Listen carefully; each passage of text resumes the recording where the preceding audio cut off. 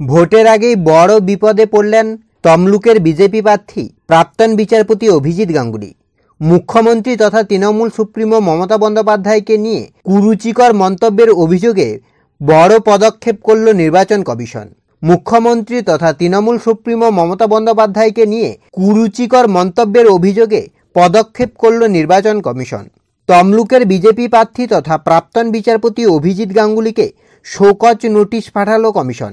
আগামী 20 মে বিকেল 5টের মধ্যে শোকজ নোটিশের জবাব দিতে হবে বিজেপি প্রার্থীকে। আদর্শ আচরণ বিধি ভঙ্গনের অভিযোগে কেন তার বিরুদ্ধে পদক্ষেপ করা হবে না সে বিষয়ে জবাব দিতে হবে অভিজিৎ গাঙ্গুলিকে। আগামী 25শে মে রয়েছে তমলুকে ভোট। ভোটের ঠিক মুখে এই শোকজ নোটিশের জেরে বিপাকে বিজেপি প্রার্থী অভিজিৎ গাঙ্গুলি। জানা যাচ্ছে শোকজের জবাব সন্তোষজনক না হলে তার বিরুদ্ধে পদক্ষেপ নিতে পারে কমিশন। নির্বাচন কমিশনের তরফ থেকে শোকজ নোটিশে এও বলা হয়েছে, যদি নির্ধারিত সময়ের মধ্যে বিজেপি প্রার্থী থেকে কোনো জবাব না আসে তাহলে ধরে নেওয়া হবে ওই বিষয়ে অভিজিৎ গাঙ্গুলির কিছুই বলার নেই।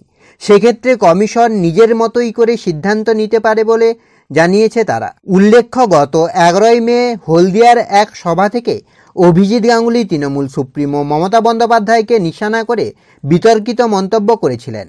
সেই নিয়েই গতকাল কমিশন অফিসে অভিযোগ জানিয়েছে তৃণমূল। সেই অভিযোগ পড়ার 24 ঘন্টা কাটতে না কাটতেই এবার পদক্ষেপ নিল নির্বাচন কমিশন। শোকজ নোটিশ পাঠানো হয়েছে তমলুকের বিজেপি প্রার্থী অভিজিৎ গাঙ্গুলির কাছে।